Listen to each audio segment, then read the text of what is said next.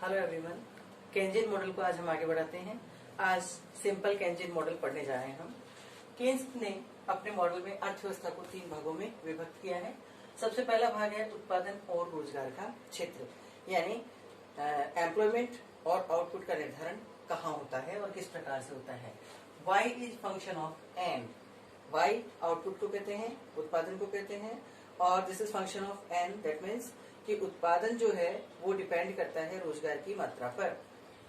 dn is equal to function W/P। dn demand for labour है, ये श्रम की मांग है जो डिपेंड करती है वास्तविक मजदूरी की दरों पर, और कैपिटल W मौद्रिक मजदूरियां हैं। इसके बाद जो सेकंड अर्थव्यवस्था का भाग है वह है मॉनेटरी मार्केट, यानी मौद्रिक क्षेत्र या मौद्रिक बाजार। इसमें MB is equal to PY मुद्रा की मांग और मुद्रा की पूर्ति के रूप में हमारे सामने है। M is equal to 1/B into PY, M is equal to KPY। यहाँ तक की जो स्थिति है ये क्लासिकल मॉडल में क्लासिकल इकोनॉमिस्ट ने भी ली थी, जहां उनका ये मानना था कि money is demanded only for transaction purpose, कि मुद्रा केवल सौदा उद्देश्य की मांग के लिए मांगी जाती है या सौदा उद्देश्य की पूर्ति करने के लिए मुद्रा की मांग की जाती है। लेकिन कीन्स ने इसमें L को और जोड़ दिया है, L यानी सट्टे की मांग। कीन्स ने अपने इस मॉडल में मुद्रा की मांग के 3 उद्देश्य बताए हैं: सौदा उद्देश्य, सतर्कता उद्देश्य और सट्टा उद्देश्य। सौदा उद्देश्य का मतलब है कि एक व्यक्ति अपनी रोजमर्रा की जिंदगी में जिन वस्तुओं और सेवाओं को काम में लेता है उनको खरीदने के लिए जितनी मुद्रा चाहिए वो सौदा उद्देश्य के लिए मुद्रा की मांग कहलाती है। सतर्कता उद्देश्य का मतलब ये होता है कि जीवन में कुछ आकस्मिकताएं होती हैं, कई ऐसी घटनाएं होती हैं जो अचानक घट जाती हैं, जिनसे निपटने के लिए व्यक्ति को रुपए की आवश्यकता होती है, और कुछ सतर्कताएं निश्चित भी होती हैं, जैसे बच्चों की शादी विवाह है, बच्चों की शिक्षा पर किया जाने वाला खर्च है। कुछ इस प्रकार के खर्च होते हैं जिनके लिए व्यक्ति एक निश्चित मात्रा में मुद्रा को अपने पास इकट्ठी करके रखना चाहता है। इनके अलावा कीन्स ने जो तीसरा उद्देश्य बताया है वो है सट्टा उद्देश्य। सट्टा उद्देश्य के तहत कीन्स का ये मानना है कि व्यक्ति ब्याज की दरों में होने वाले फ्लक्चुएशंस से बचने के लिए भी मुद्रा की मांग करते हैं। ब्याज की दर और सट्टा उद्देश्य के लिए मुद्रा की मांग, इन दोनों में विपरीत संबंध पाया जाता है।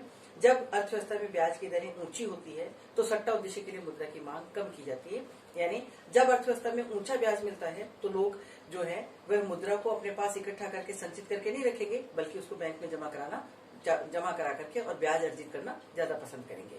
तो इस प्रकार से मुद्रा की जो मांग है उसके 3 उद्देश्य बताएं, और उन 3 उद्देश्यों को 2 भागों में इन्होंने विभक्त किया। एक भाग जिसे L1 नाम दिया, इस L1 में सौदा उद्देश्य और सतर्कता उद्देश्य इन दोनों को शामिल किया गया, और साथ ही साथ ये कहा गया कि L1 is a function of Y, यानी सौदा और सतर्कता उद्देश्य के लिए मुद्रा की जो मांग है वह आय पर निर्भर करती है, एंड देयर इज डायरेक्ट और positive relationship between L1 and Y।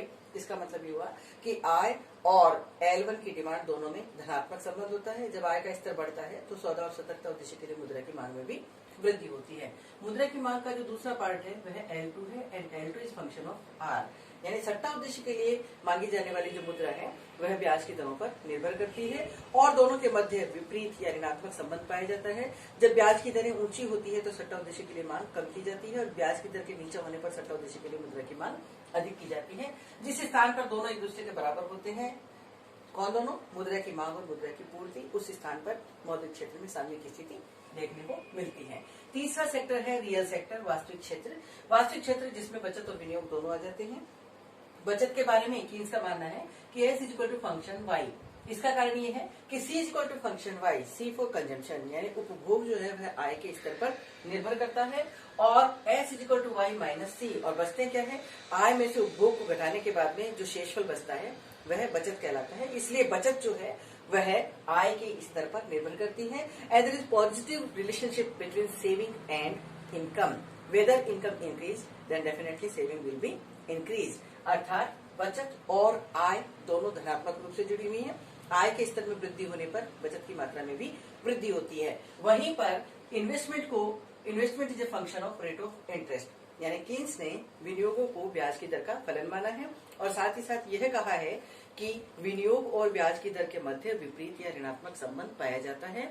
जब अर्थव्यवस्था में ब्याज की दरें ऊंची होती है तो विनियोग कम मात्रा में किए जाते हैं, और ब्याज की दर कम होने पर अधिक मात्रा में विनियोग किए जाते हैं।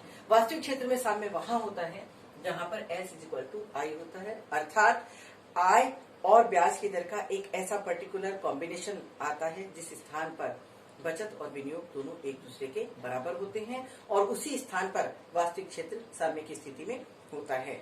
मौद्रिक क्षेत्र में साम्य मुद्रा की मांग और पूर्ति की मध्य ब्याज की दर के द्वारा स्थापित किया जाता है। लीजिए अब हम इस मॉडल को रेखा चित्र की सहायता से समझते हैं।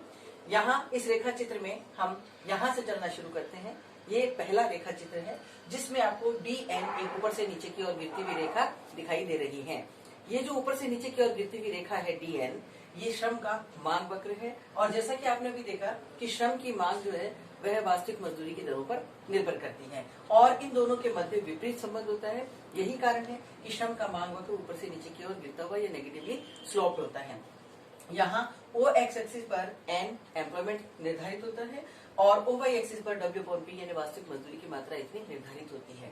ये रोजगार की मात्रा यहाँ से चल करके इस दूसरे डायग्राम में पहुंचती है जहां पर इतनी मात्रा में रोजगार होने पर OY वक्र की सहायता से OY उत्पादन की मात्रा निर्धारित होती है, यानी आय का स्तर OY के बराबर तय होता है। आय OY होने पर इधर हम थर्ड डायग्राम में आते हैं जहां पर नीचे से ऊपर की ओर जाता हुआ सेविंग वक्र आपको दिखाई दे रहा है। यहाँ saving is function of income कि आय पर बचत निर्भर कर रही है और इसका ढाल धनात्मक है कि इतनी मात्रा में आय का स्तर होने पर इतनी मात्रा में अर्थव्यवस्था में बचतें की जाती हैं। ये यहाँ से बचत जो है वह चल करके फोर्थ डायग्राम में पहुंचती है। S = I यानी नियोजित बचत और नियोजित विनियोग दोनों एक दूसरे के बराबर होते हैं।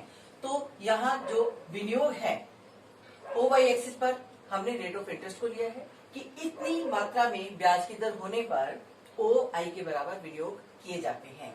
ये ब्याज की दर आगे चल करके इस फिफ्थ डायग्राम में आती है। यहाँ पर इधर मनी सप्लाई को लिया गया है और ये ऊपर से नीचे की ओर जो रेखा गिरती हुई दिखाई दे रही है ये सट्टे के लिए मुद्रा की मांग को प्रदर्शित करती है कि यहाँ पर इतनी मात्रा में L2 यानी सट्टा उद्देश्य के लिए मुद्रा की मांग प्रस्तुत की जाती है।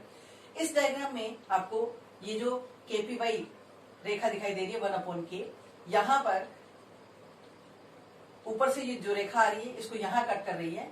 इतनी मात्रा में L1 यानी सौदा और सतर्कता उद्देश्य के लिए मुद्रा की मांग प्रस्तुत की जाती है और ये L2 यानी सट्टा उद्देश्य के लिए मुद्रा की मांग है और ये कुल मिलाकर के मुद्रा की मांग है, ये मुद्रा की पूर्ति है।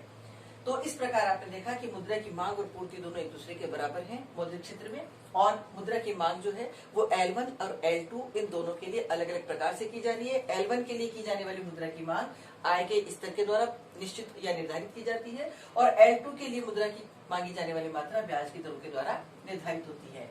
लास्ट डायग्राम में आपको एक 45 डिग्री की रेखा दिखाई दे रही है जो कि W/P है। ये वास्तविक मजदूरी की रेखा है और यहाँ से ये जो मुद्रा का मांग वक्र है ये नीचे की तरफ हम इस रेखा को ले जाते हैं तो यहाँ वास्तविक मजदूरी की रेखा से मिलकर के एक तरफ तो कीमत स्तर का निर्धारण होता है तो दूसरी तरफ वास्तविक मौद्रिक मजदूरी की दर का निर्धारण होता है। तो इस तरह आपने इन पूरे डायग्राम्स की सहायता से देखा कि किस प्रकार से वास्तविक क्षेत्र और मौद्रिक क्षेत्र में अलग अलग साम्य का निर्धारण होता है। विशेष जो ध्यान देने वाली चीज है वो ये है कि इस फर्स्ट डायग्राम में आपको केवल श्रम का मांग वक्र दिखाई दे रहा है। क्यों? क्योंकि कीन्स ने श्रम के पूर्ति वक्र को मॉडल में अनुपस्थित माना है। तो ये था सिंपल केन्जियन मॉडल। अगले वीडियो में हम चेंजेस के बारे में पढ़ेंगे कि इकोनॉमी में किसी भी सेक्टर में यदि कोई परिवर्तन होता है तो मॉडल पर उसका क्या प्रभाव पड़ेगा।